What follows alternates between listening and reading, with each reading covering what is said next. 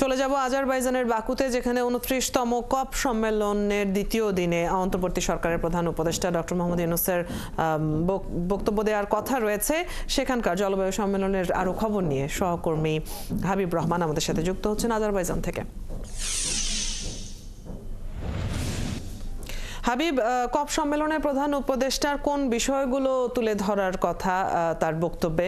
এছাড়াও দ্বিতীয় দিনে আর কি কি কর্মসূচি রয়েছে এবং জলবায়ু পরিবর্তনে যেই দেশগুলো বেশি ক্ষতির মুখে পড়েছে তারা এবার সম্মেলনে কি তুলে ধরবে?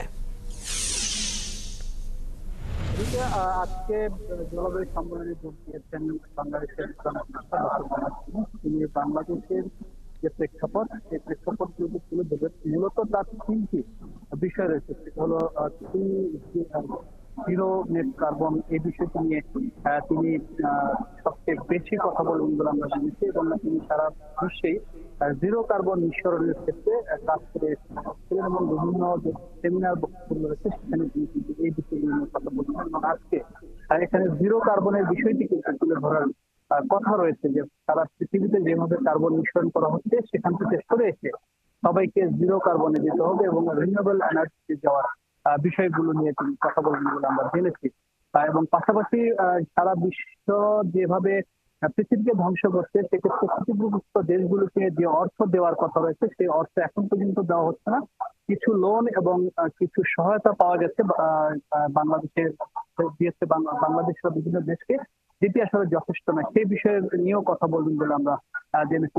কিছুক্ষণ আগে প্রধান উপদেষ্টার প্রেস সচিব শফিকুল আলম তিনি আমাদের সাথে এসে কথা বলেছেন। তিনি বলেছেন শুধুমাত্র যে এটি বাংলাদেশের জন্যই গুরুত্বপূর্ণ সেটি নয়, ডক্টর মোহাম্মদ ইউনূস সারা বিশ্বের কাছে অনেকটা পরিচিত একটি মুখ। সেক্ষেত্রে তিনি হয়তো বিভিন্ন রাষ্ট্রপ্রধান যারা রয়েছেন তবে তাদের সাথে কথা বলবেন এবং সেক্ষেত্রে হয়তো কপে একটি ভালো ফল এবার বিশ্ববাসী পেতে পারে এমন একটি ধারণা করা হচ্ছে।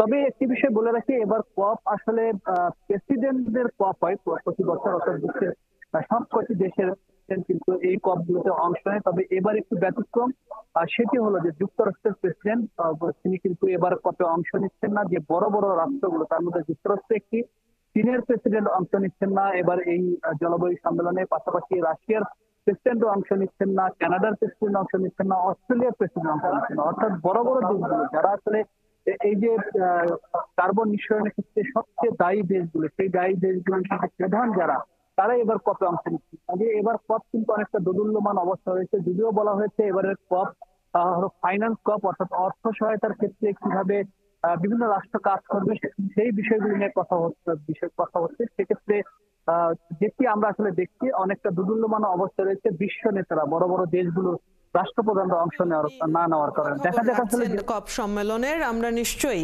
বিস্তারিত সংবাদের জন্য আপনার সাথে পরবর্তীতেও যুক্ত হব।